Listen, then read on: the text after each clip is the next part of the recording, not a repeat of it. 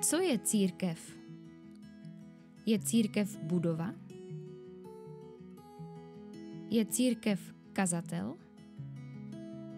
A nebo spolupracovníci? Je církev hudba? Tradice? A nebo různé služby v církvi? Toto všechno jsou dobré věci, ale nejsou církví.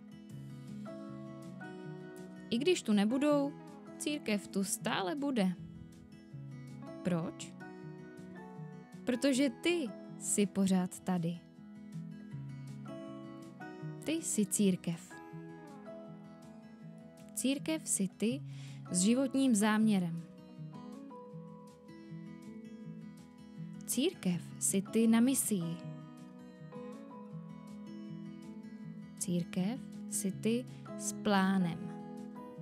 S jednoduchým plánem. Spojit se s Bohem ve společenství věřících. Načerpat v menších skupinách. Žít tak, abys využíval svá obdarování. Sdílet svoji víru s těmi, kteří Krista neznají. Když to já a ty budeme žít, všechno, co jsme vždy dělali v církvi, budeme dělat jako církev. Bůh potom touží. Svět to potřebuje. A my jsme k tomu povoláni. Co je církev? Církev jsi ty.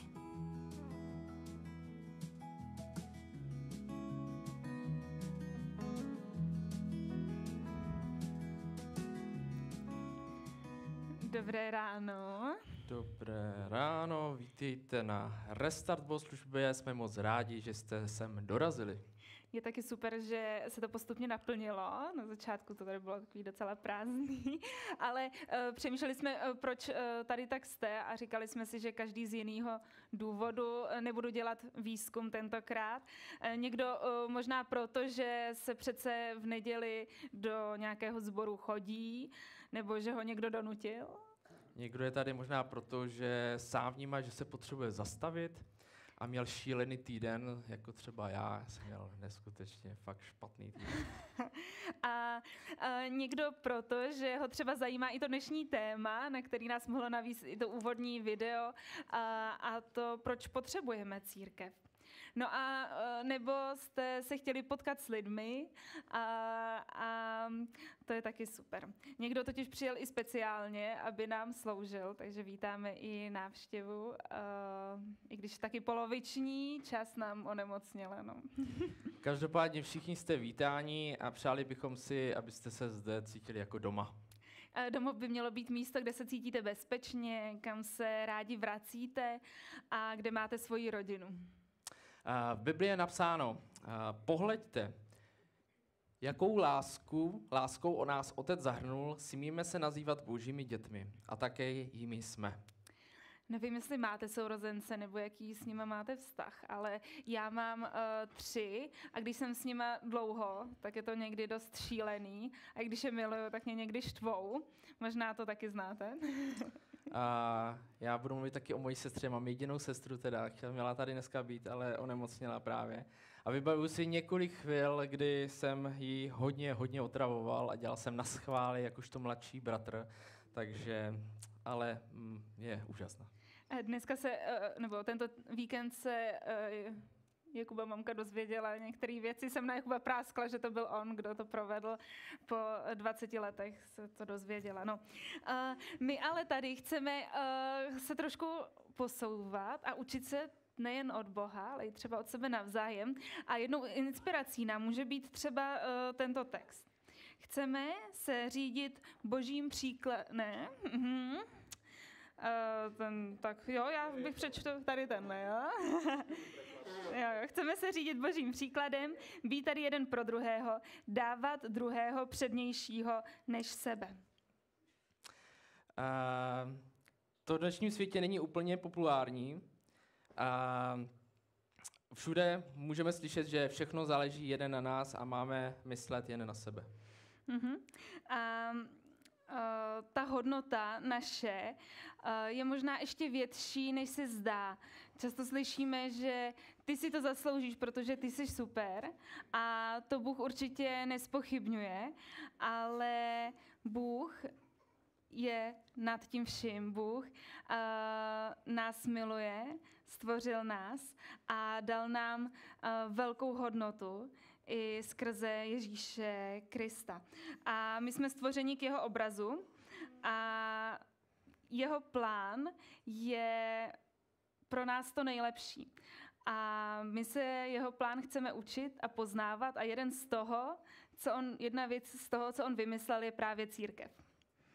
Tak, teď se podíváme na program, abyste tak nějak plus minus viděli, co se tady dneska bude odehrávat. Bude kázání, jak jsem říkala předtím, ještě stihneme příběh ze života a nějaké písně, 3 budeme zpívat. A potom bude zastavení, stišení a závěrečné prosazení. A na konci bude tečka občerstvení, na které si taky můžete už teďka těšit. Super, já se na začátek pomodlím a pak předám slovo. A Pane Bože, já jsem moc vděčná za to, že tady můžeme být. Chceme poznávat tvůj plán s námi a chceme poznávat to, co ty jsi vymyslel. Věříme, že ty jsi to vymyslel úplně nejlíp a my můžeme poznávat tu tvoji dokonalost. Tak prosím, otevři naše srdce, stiš nás, abychom se opravdu mohli zastavit, abychom mohli vnímat, co nám chceš říct. A děkuji ti moc, že můžeme s tebou mluvit, že můžeme tebe poznávat a že ty nás máš rád. Tak ti chci předat i celý tady ten čas a i lidi, kteří tady budou sloužit, mluvit a chválit tě. Amen.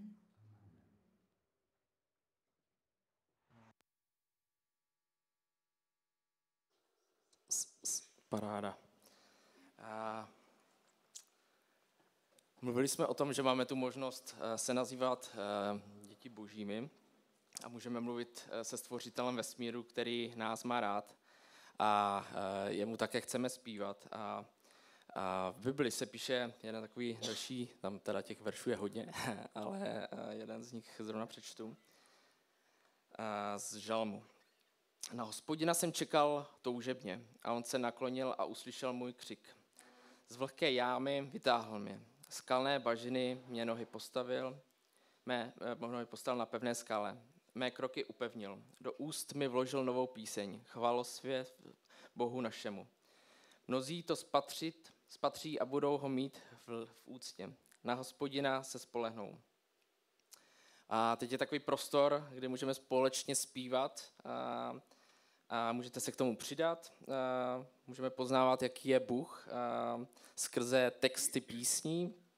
A pokud ty písně nebudete znát, tak to vůbec nevadí, protože můžete aspoň poslouchat to, co se tam zpívá, jaká melodie se zpívá, jak to na vás působí. A cítíte se v tomhle svobodě.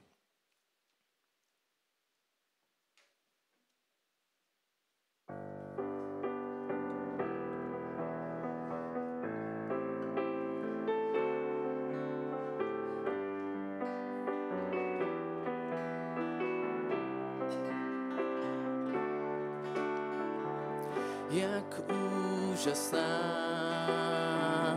musí ta láska být, co přišla k nám, o vše se rozdělit, dát novou vláhu pouští spálené,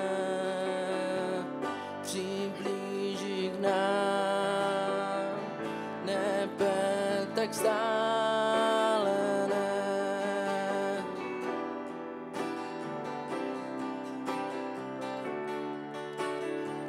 Svou slávu říš, opustil kvůli nám, nemusel jít a přece šel si sám, tvář přátelskou si nikde neviděl. Když proklínám, si po pravišti šel.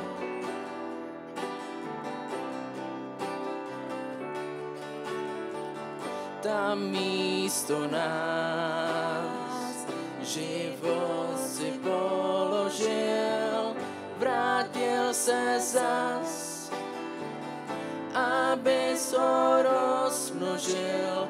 Vím, abych já mohl věčný život žít.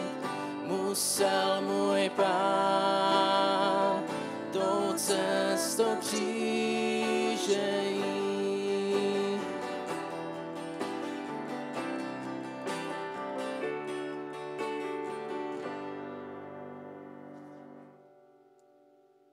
Další píseň, my tomu říkáme chvála, bude ve slovenštině. Vybrali jsme si jednu slovenskou, protože naši hosté přijeli až z dalekého Slovenska. A takže jsme si řekli, že by bylo fajn si zaspívat i něco slovenského, aby jsme je tady i tímto pozvali k nám tady do toho společenství do Čorčan, ale tak doufám, že ta slovenština bude stát za to.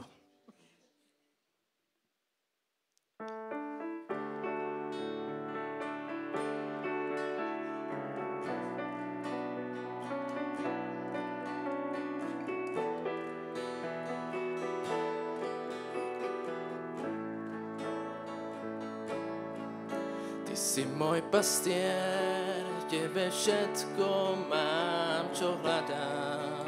Novú nádej, ktorú v teba vkladám, práve šťastie prežívam.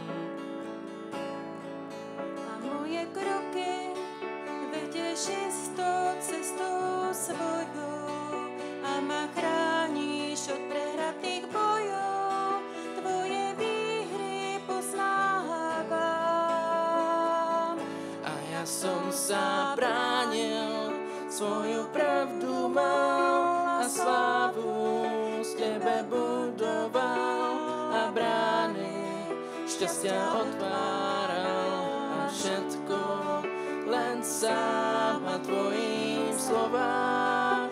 Ni som neveril, no so svým darmo zápasil, no nesviem, že si to najlepšie, čo mám.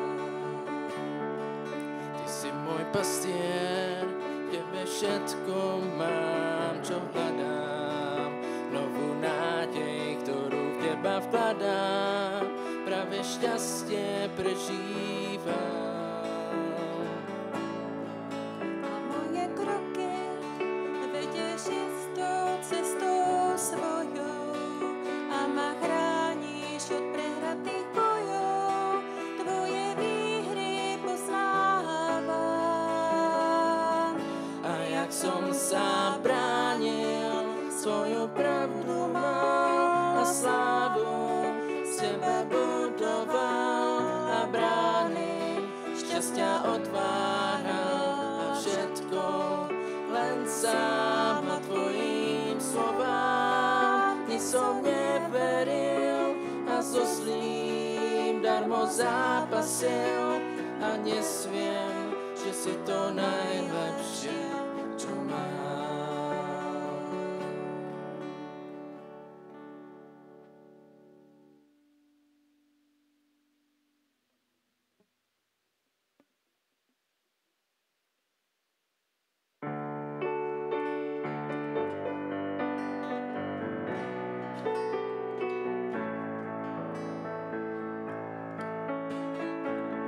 Mou cestu v rukou máš, jdu s důvěrou. Neselže láska tvá, jdu s důvěrou. Ať se třeba hory zřítí do moře, jdu s důvěrou. Ať ti hvězdy padají a svět kolem se hroutí. Když cestu nevidím, jdu s důvěrou. Vedeš mě slovem svým, jdu s důvěrou. I když musím projít temným údolím, jdu s důvěrou. Vím, že zase postavíš mě pevně na své skále. Každý den novou milost z tvých dlaní smím si brát. Jako strom ve tvém chrámu, pevný zdech tvé věrné lásky ukryt mám. Každý den novou milost z tvých dlaní smím si brát. Jako strom ve tvém chrámu, pevný zdech tvé věrné lásky ukryt mám.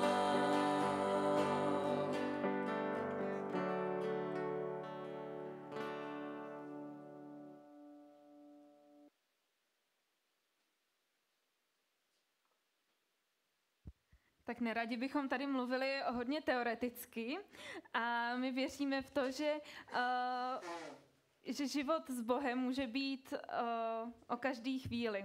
Že my s ním můžeme prožívat různé věci a že on nějakým způsobem jedná. A my jsme chtěli využít takhle návštěvu dvojnásobně. A já bych poprosila Ljubu, vyšla dopředu, a jestli by nám řekla něco, co ona zažila právě v životě s Bohem. Tak dobrý deň. Ja vám ďakujem za túto príležitosť. Teším sa, že už tam je, že príbeh zo života, lebo predtým tam taký nejaký veľkolepejší názov som čítala.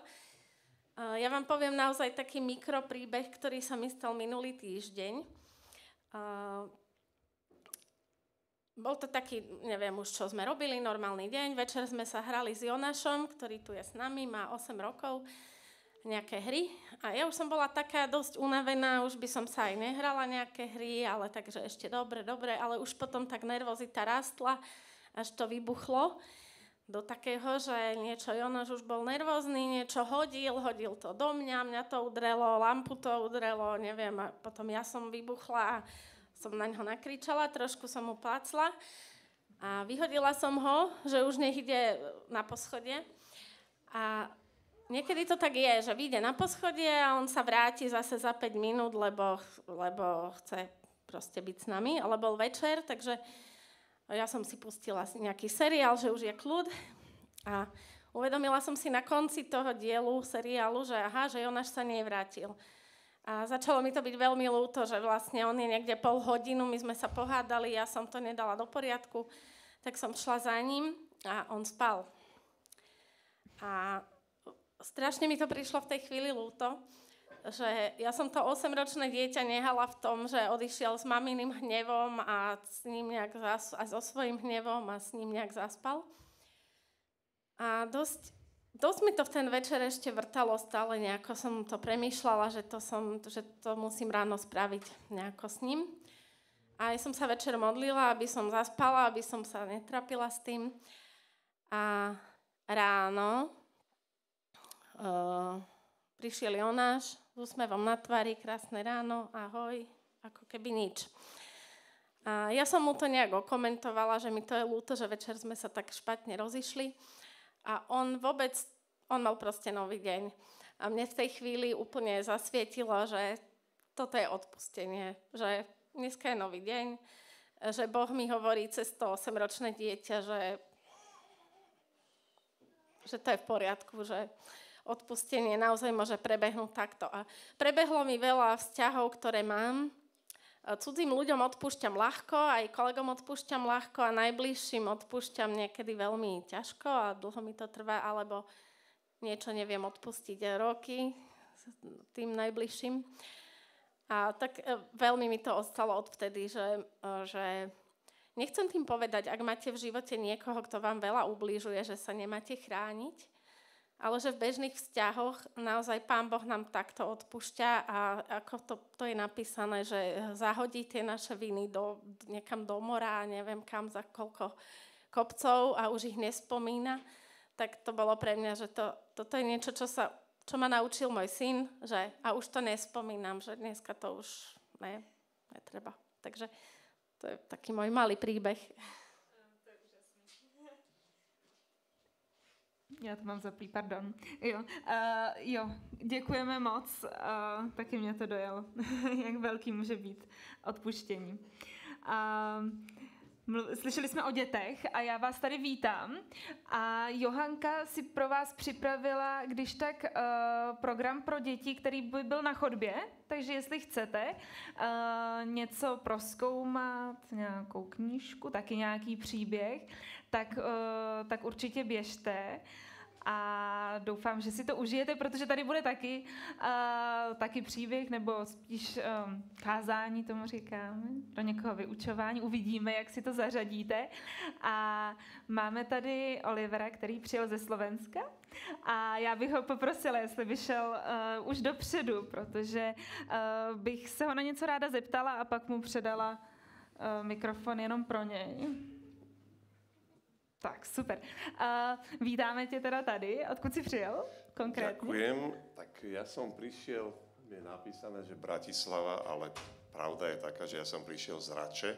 Aha. To je taká dedina, ktorú Bratislava anektovala, ale my s tým nesúhlasíme. A jediné, za čo sme Bratislave vďační, že nám dotiahli električku, tramvaj do našej dediny. Ale zvyšok si môžu nechať. Super, super. No a mě by zajímalo teda, co je tvoje zaměstnání, čím se živíš? Dobre si to povedala, lebo sa tým živím a nepovažujem to, je to proste robota, ktorá mi platí účty, není to robota, ktorá dáva môjmu životu nejaký zmysel alebo cieľ. Robím IT konzultanta, čo pre vás vlastne nemusí znamenať vôbec nič, ale ak ste sa niekedy sťažovali a niekto vám dvihol telefón, tak vašu sťažnosť pravdepodobne zapísal niekam a potom, ak bola vyriešená, tak je to vďaka tomu, že tam je nejaký systém, ktorý sa stará o to, aby vaše sťažnosti nešli do čiernej diery. No a ja som človek, ktorý také systémy vytvára, udržuje, upravuje. Takže ak vaše žiadosti nekončia v koši, tak je to vďaka ľuďom, ako sme my. Děkujeme za vaši práci. A když teda přijdeš domů, tak kdo tam na tebe čeká? No, neviem, či tam niekto na mňa čaká, lebo ja teda nechodím do práce, ja pracujem z domu a v práci sa ukážem teda fyzicky v tej nejakej budove, kde tá firma sídli, sa ukážem, keď musím, čo je niekedy raz za rok a teraz už chcú, aby sme sa častejšie ukazovali tak raz za mesiac. Ale aj tomu sa dá vyhnúť. Takže tak, možno 6-krát do roka sa tam ukážem. To znamená, že skôr ja čakám tých ostatných, lebo tí chodia pravidelnejšie mimo dom.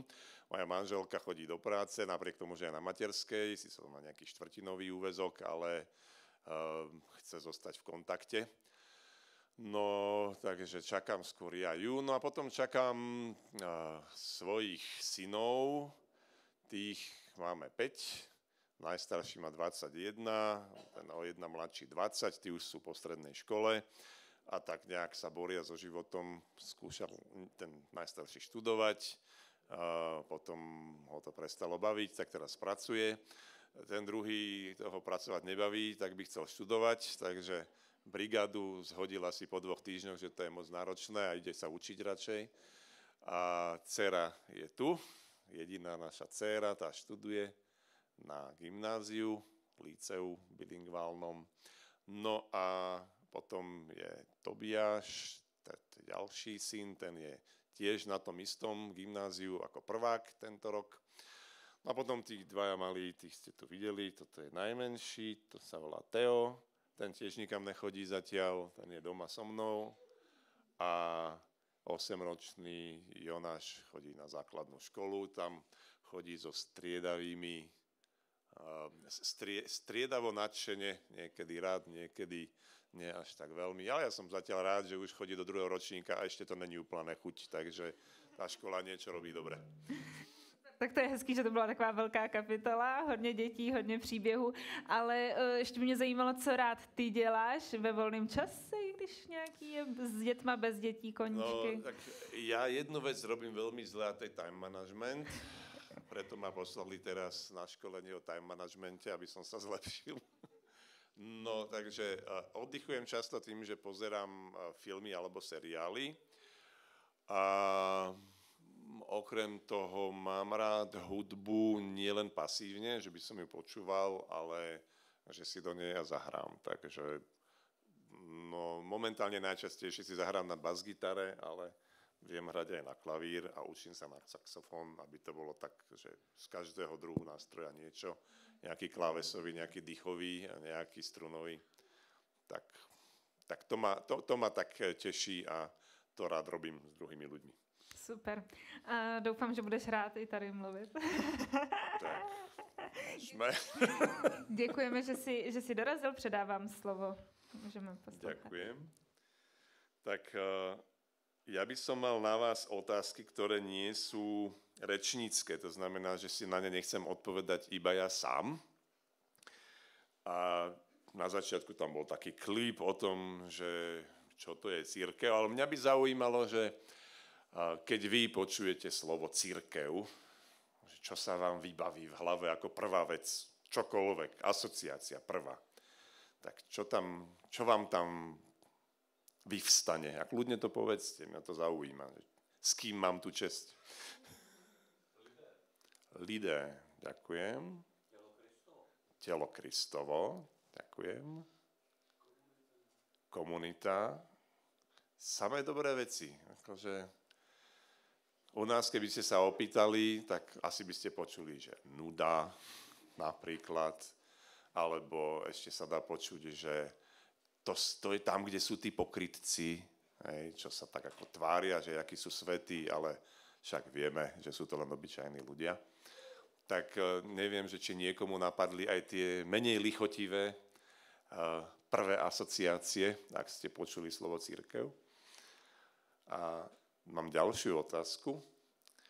A tá je, ako si predstavujete, že by vyzeral dobrý človek?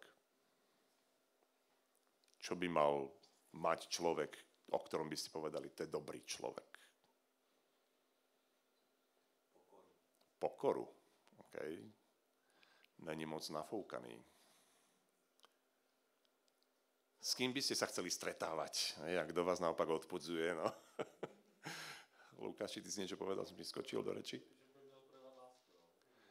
Že mal by vedieť prejaviť lásku. Okay. Čo ešte? Vy ste úprimný by mal byť. Ďakujem. Spoľahlivý. Dá sa o ňoho oprieť, spoľahnúť na ňo. Koho ešte by ste chceli mať vedľa seba?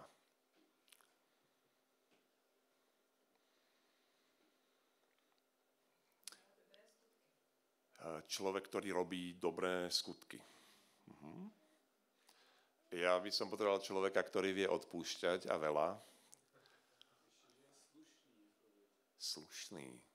Znamená, že ne hrubián, alebo v akom zmysle slušný?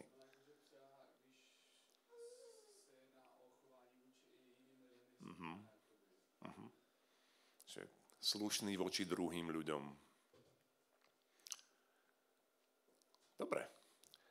Ja mám tretiu otázku, že ako sa dá stať dobrým človekom? Teraz sme si tu vykreslili taký ako celkom príťažlivý obraz.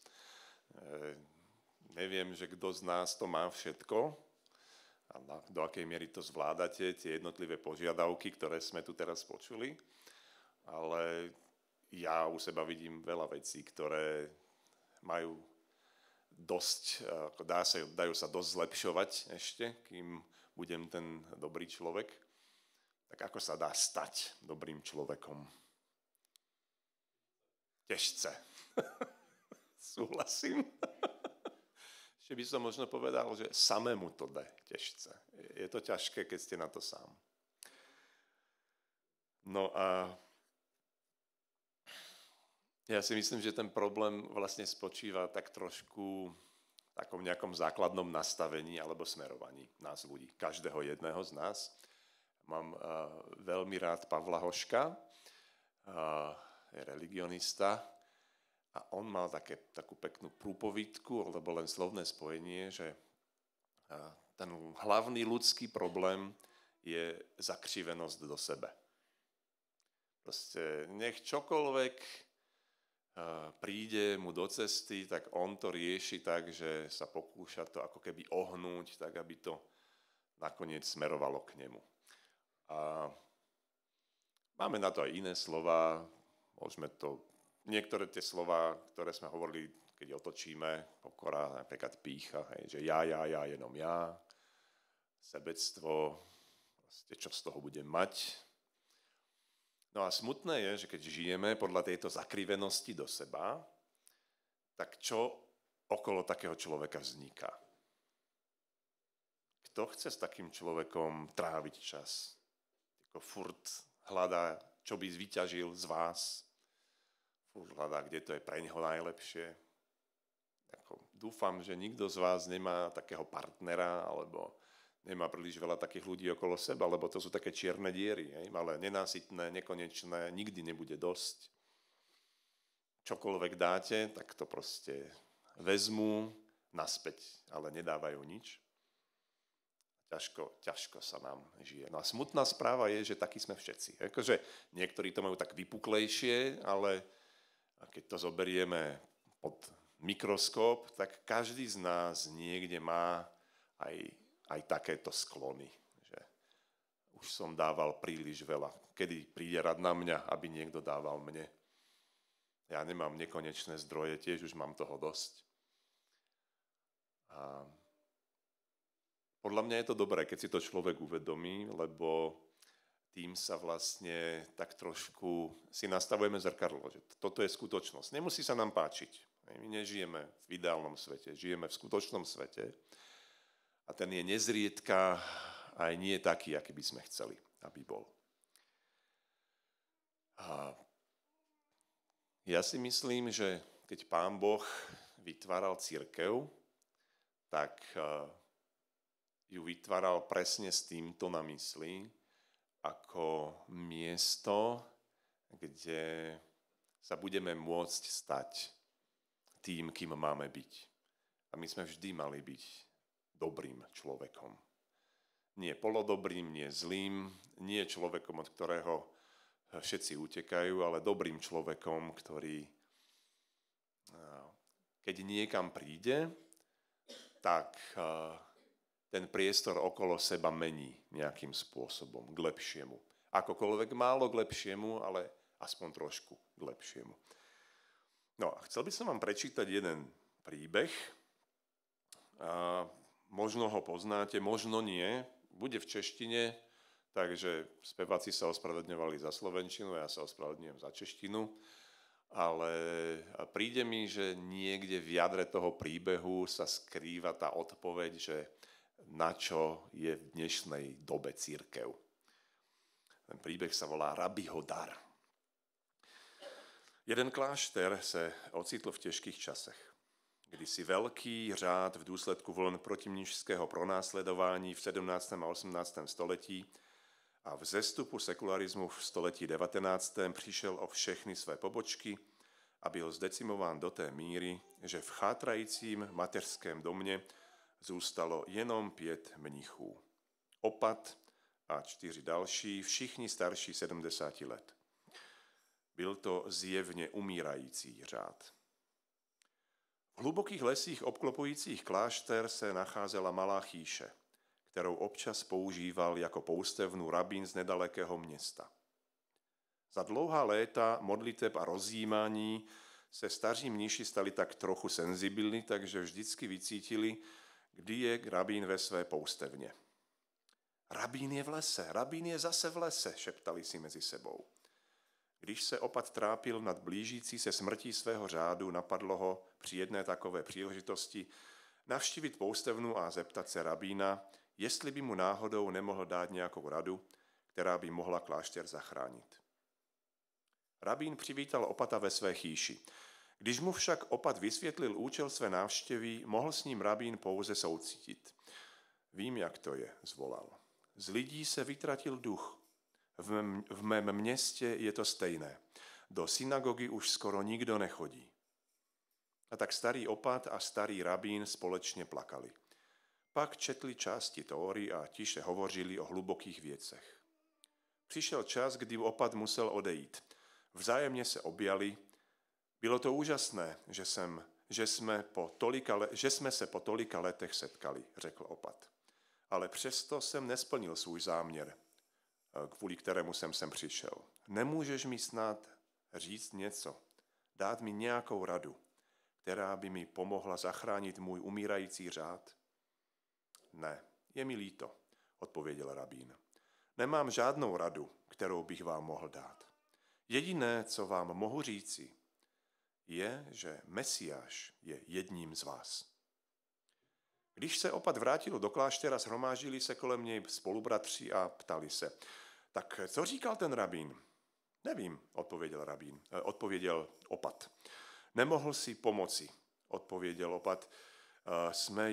Jen jsme společně plakali a četli Tóru. Jediné, co řekl, právě když jsem odcházel, bylo něco záhadného. Bylo to, že Mesiáš je jedním z nás. Nevím, co tím myslel. V následujících dnech, týdnech a měsících o tom staří mniši přemýšleli, zda je možné, aby rabínova slova měla nějaký význam. Mesiáš je jedním z nás? Mohl tím snad myslet jednoho z nás, mnichů zde v klášteře? A pokud ano, tak kterého? Domníváte se, že měl na mysli opata? Ano, pokud měl někoho na mysli, pak pravděpodobně otce opata. Ten je naším představeným už více než jednu generaci. Na druhou stranu mohl mít na mysli bratra Tomáše. Bratr Tomáš je jistě svatý muž. Každý ví, že Tomáš je muž světla. Určitě nemohl mít na mysli ale brata Elreda. Elred je občas mrzutý. Ale když se nad tím zamyslíme, i když je lidem trnem v oku, když se na to podíváme zpětně, Elred má prakticky vždycky pravdu. Často velmi správně. Možná ten rabín opravdu myslel bratra Elreda, ale určitě ne bratra Filipa. Filip je takový pasivní, skutečná nula, ale pak má téměř záhadným způsobem dar být nějakým způsobem vždy tam, kde ho potřebujete. Prostě se zázračně objeví po vašem boku. Možná je Filip Mesiáš. No ale ten rabín samozřejmě nemohl myslet mě. Jsem obyčejný člověk. No ale co když ne? Předpokládejme, že jsem Mesiáš. O Bože, já snad ne. Tolik bych pro tebe přece nemohl být. A nebo ano? Když takto rozjímali, začali se staří mniši k sobě chovat s mimořádnou úctou pro případ, že by někdo z nich mohl být Mesiášem. A když se jim zdálo, že každý z mnichů je Mesiáš, začali se k sobě chovat s mimořádnou úctou. Protože les, v němž se klášter nacházel, byl krásný, stávalo se, že lidé stále ještě občas přicházeli do kláštera, aby si udělali piknik na jeho malém trávníku, aby se prošli po některé z jeho cestiček a dokonce tu a tam vešli do schátralé kaple, aby rozjímali. Aniž by si to uvědomovali, vnímali přitom auru mimořádné úcty, která nyní začala obklopovat 5 starých mnichů a jakoby z nich vyzařovala a prostupovala atmosféru celého místa. Bylo v tom něco podivně přitažlivého, dokonce podmanivého. Sotva věděli proč, začali se do kláštera častěji vracet na piknik, hrát si a modlit se. Začali přivádět své přátele, aby jim toto zvláštní místo ukázali. A jejich přátelé přiváděli své přátele a pak se stalo, že někteří z mladších mužů, kteří přišli navštívit klášter, začali stále více hovořit se starými mnichy. Po nějaké době se jeden z nich zeptal, zda se k ním může připojit. A pak se přidal další a další. A tak se během několika let klášter opět stal prosperujícím řádem a díky rabínova daru i živým centrem světla a duchovnosti v krajině.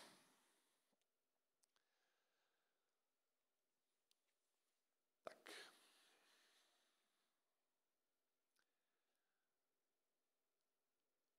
Je možné, že by toto bol príbeh o cirkvi?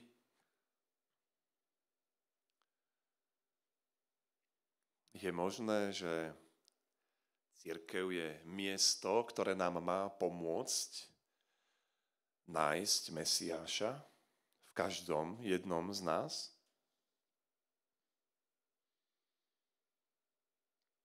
Kto z vás si myslí, že by mohol byť Mesiášom?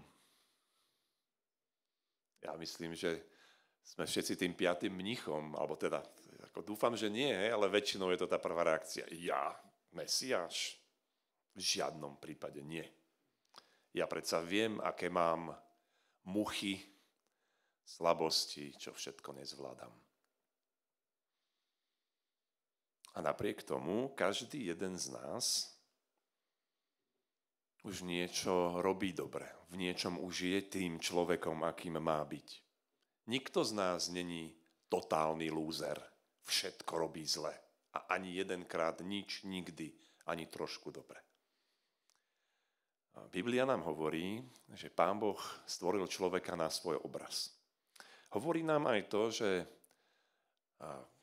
ten obraz sa pokazil. Čo je ale pravda, je, že vždy nejakú formu, akokoľvek možno rozbitého toho obrazu nesieme.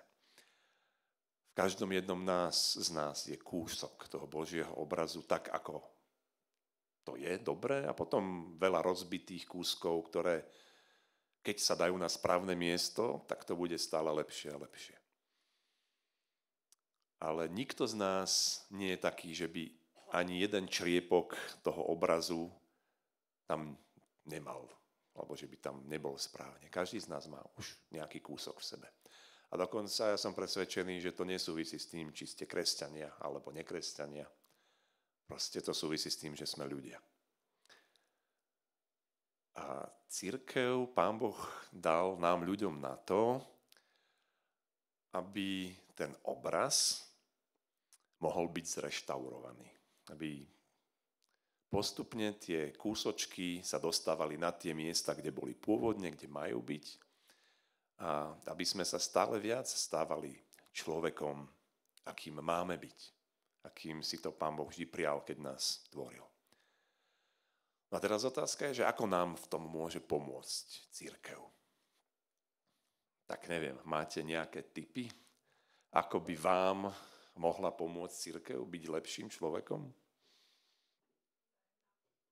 Vzájomná podpora. Znamená, že keď potrebujem niečo, tak ja hrdý si to schovám pre seba, to je môj osobný problém. Ja vypýtať si pomoc, to radšej mi vytrhnite stoličku. A trvalo mi to viac ako možno 40 rokov, kým som si priznal, že ja som človek ako každý iný a nedokážem zvládnuť všetky veci sám a potrebujem pomoc v niektorých oblastiach. A že najviac škodím sebe a ľuďom, ktorí sú na mne závislí, o ktorých som vám dnes rozprával a niektorých tu vidíte, je, keď tú pomoc odmietam, ale sám to nezvládam, takže potom je to celé na prd. Takže vzájomná podpora. Tá teda vyžaduje ale ten krok A, priznať si, že nejakú podporu potrebujem. Pomôcť človeku, ktorý žiadnu pomoc nepotrebuje, sa nedá.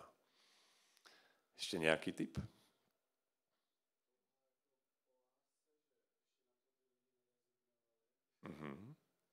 Túžba po láske, že ľudia ešte nerezignovali na lásku.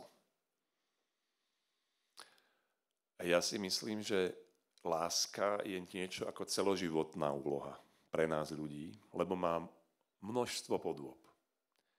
Keď ste dieťa, vaša láska má nejaké podoby a moja manželka vám niečo o nej povedala. Napríklad, že odpúšťa tak ľahko, ako to my možno už nedokážeme. že sa nevrátim k včerajšiemu dňu, keď mi niekto ublížil. Ale má aj rôzne iné podoby. Láska môže mať kľudne podobu toho, že idete niekam a pracujete 8 hodín niekde, možno nerobíte prácu, ktorou ste celý nadšení, ale robíte to, lebo máte radi druhých ľudí a chcete sa o nich postarať. To je iná forma lásky. A možno je za tým ešte, ak som to tam dobre počul, aj to, že nerezignovať na lásku. Že môžete mať množstvo zlých skúseností. Skúšali ste niekoho milovať a dopadlo to zle. A je prirodzené rezignovať, povedať, už to nemá zmysel skúšať. Už mám na sebe toľko zranení. Prečo si koledovať ešte o jedno ďalšie?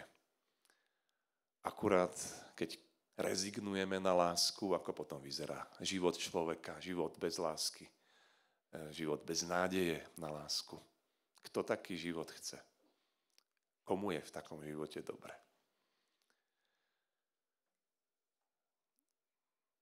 Jedna z vecí, ktorú nám Biblia hovorí, je, že Pán Boh, keď vytvoril cirkev, tak ju vytvoril ako rodinu. A to ja neviem, či je to pre vás dobrá alebo zlá správa. To do veľkej miery záleží od toho, aký je váš zážitok s rodinou a s rodinami. Ako vyzerala rodina, v ktorej ste vy vyrastali. Možno, keď tak tí kresťania radi zdôrazňujú, že Boh je otec, to je pre niekoho možno strašná správa. Ak môj otec bol alkoholík a mlátil ma, lebo proste mal vypité, tak keď mi niekto povie, že Boh je otec, tak to ďakujem pekne, to si niekde strčte. A jedna vec, ktorá je spoločná pre všetky rodiny, je, že si ich nevyberáte. Vy si nevyberáte, kam sa narodíte, nevyberáte si, kto je váš rodič, nevyberáte si, kto sú vaši súrodenci a či máte nejakých. A to je na prvý pohľad vlastne problém. Pretože my by sme, a neviem, či to tak máte, ale ja som to tak mal v živote, že som si tak hovoril, že to je taká škoda, že títo ľudia nie sú moji rodičia.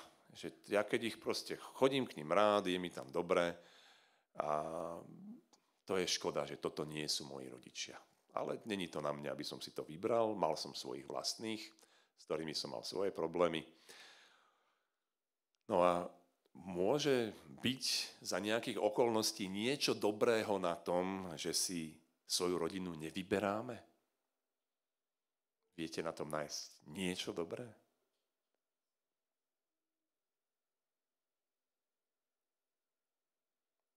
Lebo za normálnych okolností si vyberáme ľudí, s ktorými chceme tráviť čas. My máme také slovenské príslovie, vrana k vrane sadá, možno to máte aj vy. V zásade to znamená, že málo kto z nás chce tráviť čas s ľuďmi, ktorí sú podstatne odlišní od toho, aký som ja. A to v zásade znamená, že všetky kluby, ktoré tu vytvárame podľa tohto kľúča. Proste ľudia, ktorí majú veci nejakým spôsobom spoločné, tak sa schádzajú a čím sú si viac podobnejší, tak tým lepšie, lebo tým si viac rozumejú. Ale pokiaľ ste postavení do situácie, že si nevyberáte tých ľudí, ja to vnímam tak dnes, po mnohých rokoch, že je to svojho druhu výhoda, ktorá sa nedá nijak inak získať. A to tak, že ste nútení stretávať sa s niekým, koho by ste si nikdy sami nevybrali. A to je paradoxne dobrá správa, pretože si predstavte takú vec, že všetci ľudia na svete by boli vaše kópie. Proste 8 miliárd Oliverov a vy si tam dosadte seba. Hej? Ako by sa vám žilo v takom svete, kde bude 8 miliárd vašich kópií? Presne budete vedieť, jak ten človek rozmýšľa, čo urobí, nejak vás neprekvapí. Ako za A strašná nuda, za B je to strašne obmedzujúce. Ja viem, kde mám slabiny. Ja teraz, ak by všetci boli takí istí, tak všetci tu budeme násobiť tú slabinu nikto to nevie urobiť dobre, všetci to tam proste budú robiť zle, lebo ja to tak robím zle. Aj napríklad nikto si nikdy nevypýta pomoc, lebo to je mne vlastné. Svojho druhu je to také malé peklo. A presne, aby takéto peklo nenastalo, tak Pán Boh nás stavia do situácie, že sa musíme stretávať s ľuďmi, ktorí sú iní ako my. A môžeme to vnímať ako nepríjemnosť, to je jeden pohľad, lebo logicky narážame tam, kde sme iní. Na druhú stranu dá sa to vnímať ako obohatenie. To je zaujímavé, že ty to vidíš takto, lebo to by mňa v živote nenapadlo sa na to takto pozrieť. A viem, že tebe toto nerobí žiaden problém. Vedel by si mi to vysvetliť? Alebo môžeš mi to ukázať, ako sa to robí? Lebo ja som už videl 4 videá na YouTube, ale furt mi to nejde. Takže svojím spôsobom to, že sme iní, je požehnanie. Je to vlastne taký ten dar, do určitej miery podobný tomu rabínovmu daru. A cirkev je jediný klub, ktorý je postavený na tomto princípe. Že to nie ste vy, kto si ho vyberáte, ale je to Pán Boh, ktorý ho pre vás vytvoril a potom vás tam privedie a núti vás stretávať sa s ľuďmi, ktorých by ste nikdy v živote sami stretnúť nechceli, ani by ste ich nikdy v živote nestretli, lebo sami by ste si to nevybrali. A vďaka tomu, že tí ľudia sú iní, tak potom sa tam môžu diať také veci, ako boli v tom príbehu. Že zrazu brat Filip, je to síce taká nula, ale vždy, keď potrebujete pomoc, tak zrazu sa nejakým zázrakom objaví vedľa vás a ponúkne vám tú pomoc. A ten brat Tomáš, to je teda taká osina v zadku, ale 99,9% prípadov má pravdu. Takže síce môžem nadávať, keď mi hovorí to, čo hovorí, ale keď to počúvnem, tak zrazu môj život je trochu ľahší. No a Pán Boh to urobil tak, že každý jeden z nás už teraz máme niečo, čím môžeme niekomu druhému pomôcť. My akurát nevieme komu. Našťastie to není naša úloha. To je zase Božia úloha. Pretože my to tam trošku máme, v iných jazykoch to tak nie je, ale zrovna aj v češtine, aj v slovenčine cirkev sa volá cirkev, lebo je to vlastne len také poslovančené grécke slovo, ktoré sa pôvodne znelo kyriake, máte tam to k, čo my máme c a r, k. No a to kyriake znamená pánova, také privlastnenie, že niečo je pánové. Tým pánom bol myslený Boh, alebo Pán Ježiš, a cirkev ako niečo, čo patrí jemu. A je to on, kto tam ľudí volá, je to on, kto nás privádza v tých našich životných križovatkách k tomu, že zrazu v nejakom bode narazím na toho druhého človeka a že tam je vtedy, keď to ja potrebujem. Ale je to strašne dobré, lebo to není moja zodpovednosť. To není moja úloha teraz hľadať, že a jak ja musím teraz, čo tu ja musím urobiť, aby som tu bol na dobre. Proste Pán Boh ma tam volá preto, aby som jednoducho mal okolo seba tých ďalších ľudí. Aby som mal tú rodinu.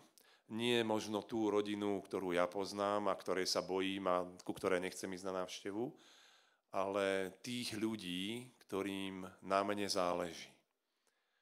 A ľudí, ktorých môžem požiadať o pomoc. A ľudí, s ktorými sa môžem spoločne učiť, čo to je odpúšťanie.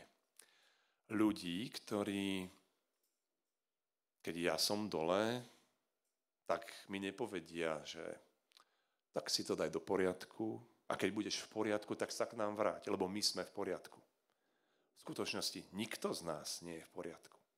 Každý jeden sme rozbití, len každý trošku inak. A to dôležité je si to priznať. A priznať si, že potrebujeme v niektoré oblasti nášho života liečiť. A to možno viete, že keď máte ranu a keď sa v nej stále nimráte, tak ona sa úplne nelieči dobre. Proste si predstavte, porežete sa a čo urobíte? Tak normálne je, že to zalepíte, obviažete, a hlavne, aby sa tam nič nedostalo. Proste tá rana potrebuje čas, potrebuje nejaké čas na liečenie, možno aj nejaké lieky, aby sa zacelila. No a o čo dlhšie to trvá, keď si furt dávate ten obväz dole a ten leukoplast dole a otvárate si to, že či už sa to teda trochu zahojilo, alebo nie. Ono sa to teda samozrejme nezahojilo trochu, keď si to stále otvárate. No a cirkev je tiež priestorom, kde naše rany môžu byť liečené. A je dobré, pokiaľ si to uvedomíme a pokiaľ si to priznáme. A žiaľ, ešte platí jedna taká smutná pravda, že tam, kde máme rany, tam nás to bolí najviac. Takže svojím spôsobom je to taký celkom dobrý ukazovateľ, keď sa vás niečo dotkne. Iné veci sa vás nedotýkajú, ale niečo sa vás dotklo teraz. Tak je to vlastne taká informácia od vás samých, pre vás samých, že aha, prečo sa ma to dotklo? Asi tam mám niečo citlivé, lebo keby to nebolo citlivé, no tak sa ma to nedotkne. A prečo to mám citlivé? Asi tam mám nejaké zranenie. Nejaké, ktoré si možno ani neuvedomujem, alebo ani ho nechcem vidieť. Takže keď sa vás na budúce niečo dotkne, skúste si položiť tú otázku, že prečo sa ma to dotklo? Nemám tu náhodou niečo, čo potrebuje uzdravenie? No a dobrá vec teda v tej cirkvi je, že pokiaľ už naberiete odvahu a máte niekoľko tých skúseností, že tí ľudia tam pre vás boli, tak môžete ísť za niekým a môžete mu povedať, že bojujem s týmto a týmto. Neviem si rady. Vieš mi nejak pomôcť? No a niekedy si nevieme pomôcť. Niekedy nevieme urobiť oveľa viac, než len, že vieme tu jeden pre druhého byť. Jednoducho len povedať, že ja som tu s tebou. V tom proste, čo prechádzaš, neviem pre teba urobiť, neviem ti uľaviť. Ale chcem tu byť s tebou. No a my, kresťania, máme ešte jednu možnosť navyše, oproti ľuďom, ktorí Pána Boha nepoznajú. Môžeme vždy sa modliť za toho druhého. Aj keď nedokážem nič urobiť, nedokážem nič zmeniť. Okrem toho, že tam môžem pre ňoho byť, môžem sa vždy modliť. A zaujímavé na tom je, že modlitba nie nutne mení tú situáciu, ale vždy mení toho, kto sa modlí. Je ťažké modliť sa niekoľko dní za niekoho a aby vám ten človek bol ľahostajný. Tá modlitba častokrát viac mení nás, než by prinútila Pána Boha, aby zmenil niečo na svete. A v tomto si myslím, že sa cirkev líši od tých bežných záhradkarských a športových a automotoklubov, že nepočíta iba s tým, čo prinášame my, ale počíta s Pánom Bohom. Pretože nie sme to my, kto dokážeme toho druhého uzdraviť. My sme tu tí, ktorí môžeme stáť jeden pri druhom. Môžeme sa podporiť, ale skutočne to platí aj v tom fyzickom zdraví. Lekár vás nevylieči. Vylieči vás vaše telo a ozdravné procesy, ktoré sú v tom tele, lekár tomu napomôže. Ale v skutočnosti on nedokáže prinútiť vaše bunky, aby sa správali nejak inak. No a podobne je to s nami. My nedokážeme zmeniť jeden druhého, ale dokážeme svojimi životmi ísť s Bohom, s tou dôverou, že Pán Boh to vie lepšie ako my, keďže tá cirkev je jeho a nie naša, že kedy, kto z nás, kde má byť a čo má urobiť. A dokonca, to vám ešte poviem jednu anekdotu, bol jeden mních, počuli sme tu, že dobrý človek je človek, ktorý je pokorný. No a on veľmi túžil byť pokorný a uvedomoval si, ako je to ťažké. Pretože vy môžete byť pyšní aj na to, aký ste pokorní. Že ste pokornejší ako niekto druhý. A keďže si uvedomoval tú bezvýchodiskovosť, tak sa modlil, že Pane Bože, prosím ťa, ja by som veľmi chcel byť správne tu na tomto svete, ale chcem byť pokorný. Chcem, aby som k ľuďom sa správal tak, ako by sa správal ty. A Pán Boh ho vypočul a spôsobil, že tam, kde dopadol jeho tieň, tak tam sa diali uzdravenia. Ale on sa o tom nikdy nedozvedel, pretože tieň dopadal za ňo. Takže nikdy sa nedozvedel o tom, koľkým ľuďom pomohol, koľko ľudí vďaka nemu bolo uzdravených. A keďže sa to nikdy nedozvedel, nemal na čo byť pyšný. A je to možno taká finta, ale takto to v živote je, že my by sme možno chceli vedieť, čo máme robiť a kedy máme robiť. A ja si myslím, že Pán Boh nám to aj ukazuje z času na čas. Akurát to možno neznie takto, že príde vám ráno e-mail od Pána Boha. Dnes, Oliver, urob tieto 4 veci. 12:15 buď tam a toho človeka pozdrav. 14:27 musíš stihnúť byť na obede a človeku, ktorý sa mu tam vysype jedlo, ponúkne, že mu zaplatíš obed. Tak toto nevyzerá.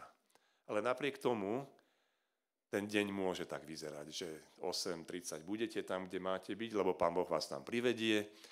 13:27 budete na tom obede a keďže Pán Boh pracuje na vašom srdci, bude vám ľúto, že niekto ide bez obeda a ten obed mu kúpite. A nemusíte o tom vedieť, že je to Pán Boh, ktorý to robí. A napriek tomu je to Pán Boh, ktorý to robí.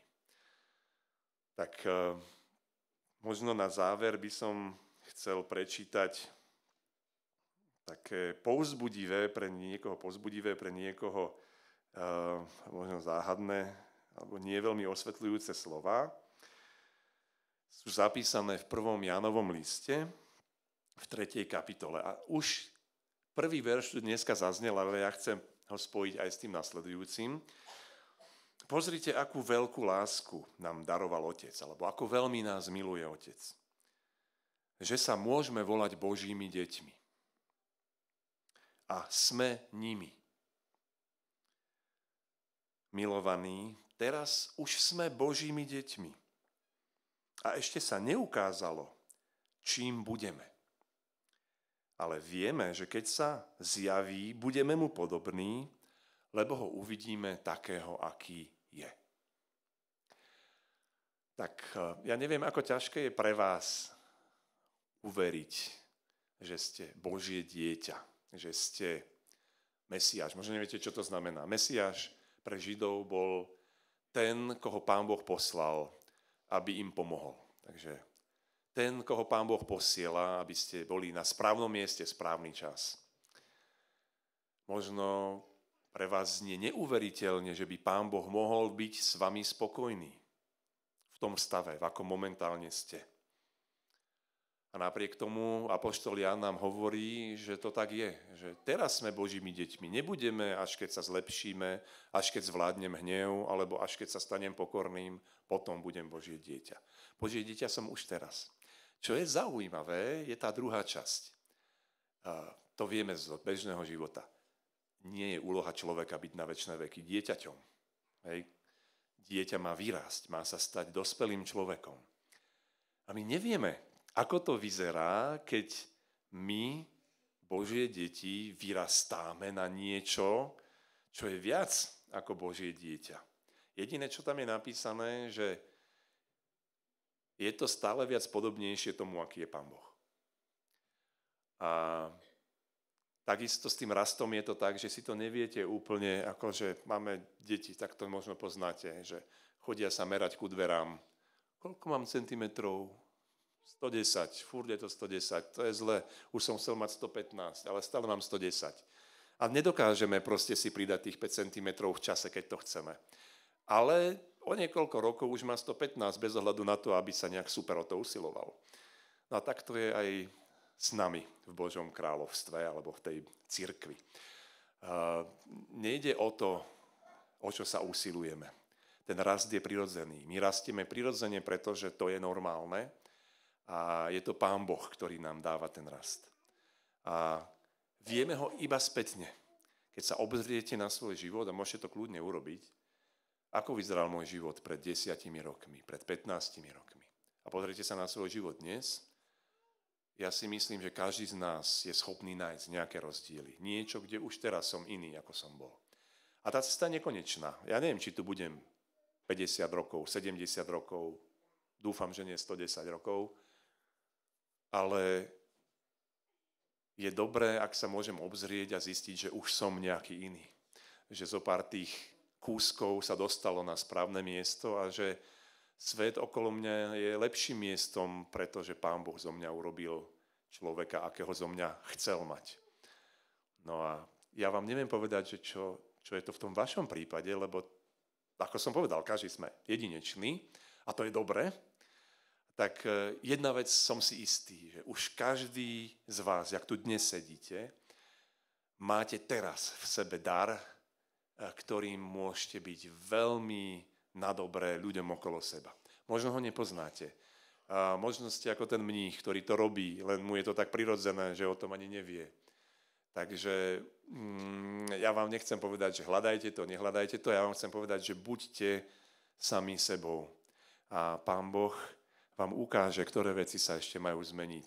Možno potrebujete naučiť sa odpúšťať, možno potrebujete naučiť sa byť vďačný, možno potrebujete byť trošku pokornejší, to asi všetci. Možno, ako ja, sa potrebujete naučiť mať radi ľudí. Možno sa potrebujete naučiť nerezignovať na lásku, ako sme to tu počuli. Ja neviem, čo je to pre vás, ale viem, že Pán Boh to vie. Viem, že už teraz pracuje na tom, aby ste rástli a hoci nevieme nikto z nás, ako to bude vyzerať, keď vyrastieme, jedna vec je 100% istá. Bude to oveľa lepšie, než to, čo vidíme na sebe teraz.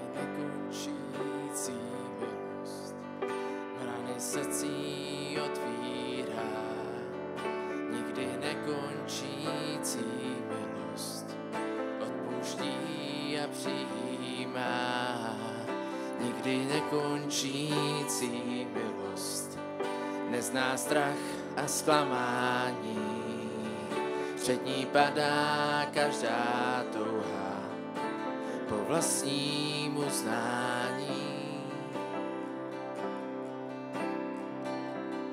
Dokud dýchám, uslyšíš můj hlas. Dokud dýchám, nechci ztrácet drahý čas. Dokud dýchám, rád se dívám na ten cíl. Dokud dýchám, že i ve mně Ježíš zvítězil.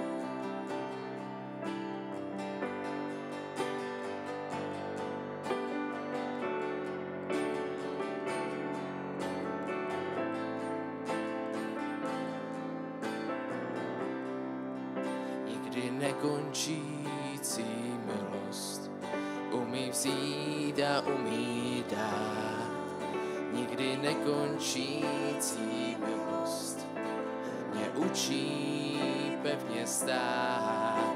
Nikdy nekončící milost srdci rytmus udává. Žiju pro ní a ona ve mně svůj domov má. Dokud dýchám, uslyšíš můj hlas. Dokud dýchám, nechci ztrácet drahý čas. Dokud dýchám, rád se dívám na ten cíl. Dokud dýchám, že i ve mně Ježíš zvítězil, dokud dýchám, uslyšíš můj hlas, dokud dýchám. Nechci ztrácet drahý čas, dokud dýchám.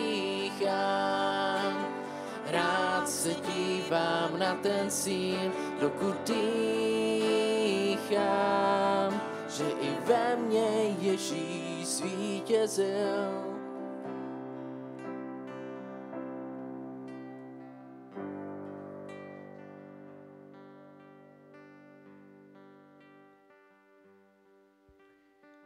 Tak možná vás každýho zasáhlo něco jiného, možná nic.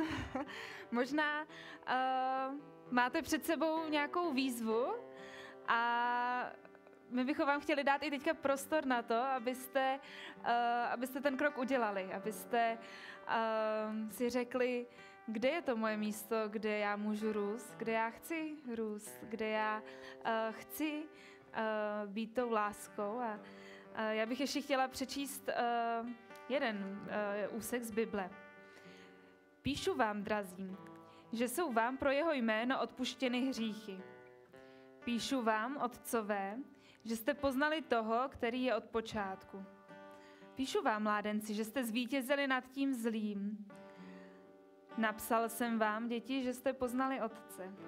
Napsal jsem vám, otcové, že jste poznali toho, který je od počátku.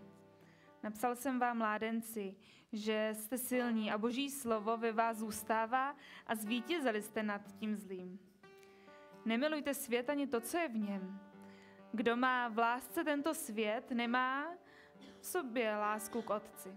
Svět je samá touha těla, touha očí, namyšlenost života.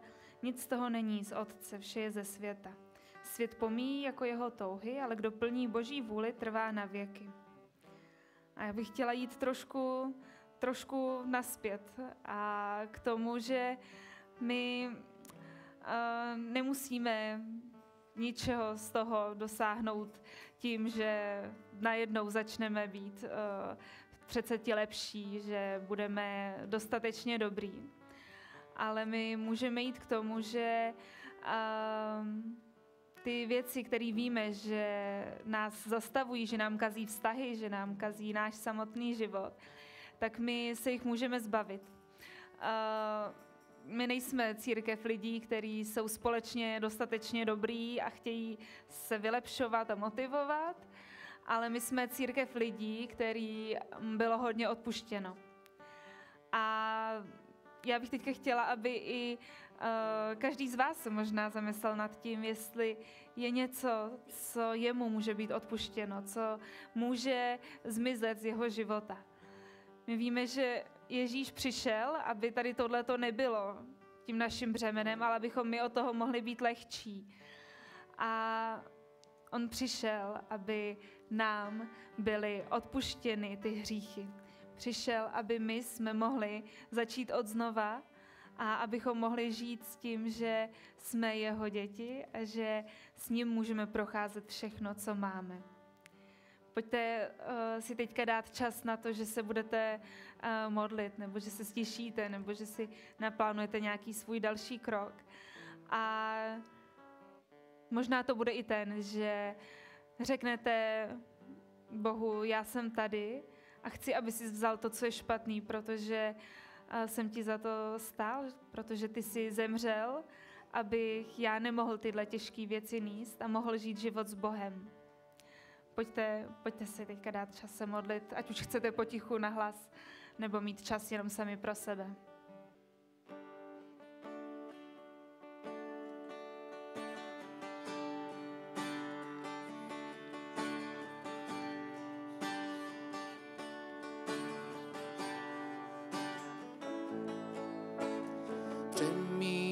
Přemýšlím nad oběti tvou, Ježíši, v prachu se snížil a na smrt si šel. Kolikrát mě údiv znovu naplní, že dík tobě můžu teď žít, že dík tobě můžu teď žít. Znovu hledím na kříž, kam si šel kvůli nám. Jsem pokořen tvou láskou, srdce zlomené mám. Znovu díky zdávám, znovu ti svůj život si dám. Vyvýšen, teď káneš králi v nebesích, tam před tvým trůnem i já budu stát. Radost mám, že získal si mi spasení a znovu má chvála ti zní. A znovu má chvála ti zní. Znovu hledím na kříž, kam si šel kvůli nám. Jsem pokořen tvou láskou, srdce zlomené mám. Znovu díky zdávám, znovu ti svůj život si dám.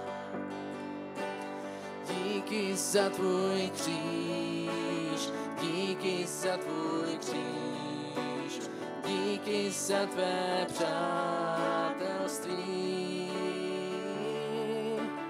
Díky za tvůj kříž, díky za tvůj kříž, díky za tvé přátelství. Znovu hledím na kříž, kam si šel kvůli nám. Jsem pokořen tvou láskou, srdce zlomené mám. Znovu díky zdávám, znovu ti svůj život si dám.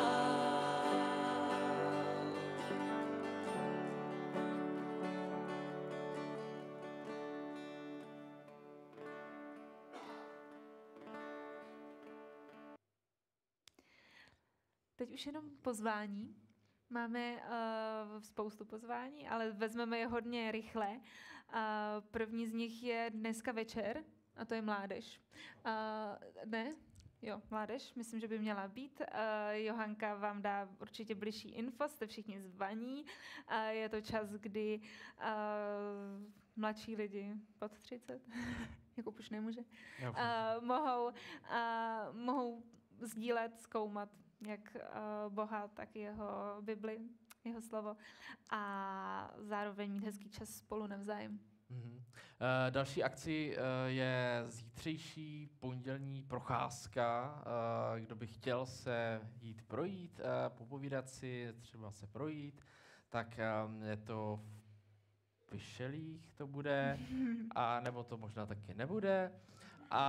Takže to, když tak se dozvíme ještě na chodbě tady mezi sestrami třeba, jestli něco takového bude nebo nebude.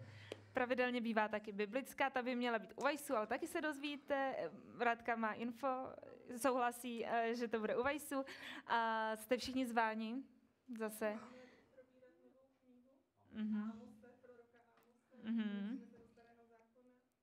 Super. A poté máme tady pravidelné aktivity, jako je třeba večery chval, takže můžete určitě přijít 15.3. zde na tomto místě. Bude večer chval, je pozvaná kapela z Šeberova, takže určitě přijďte. Jinak vás chci už pozvat na příští týden, což je klasická bohoslužba. Příští týden klasicky 9:30 můžete určitě přijít. A za další měsíc už bude zase formát Restartu, což bude tady náš host z Českého Těšína. Martin Čimik přijede ještě i s dalšími lidmi, mládežníky, kteří nás povedou v chválách. Takže určitě jste všichni zvaní. Super, že jste dorazili, že jsme tady mohli společně být. Prosím, ať vyjdete možná s nějakou lehkostí, s nějakým povzbuzením, jak sobě, tak i lidem kolem sebe. A neodcházejte určitě rychle pryč, protože jste zvaní na občerstvení, popovídání. Těšíme se na společné rozhovory. Hezkou neděli. Hezkou neděli, krásnou neděli. A dobrou chuť.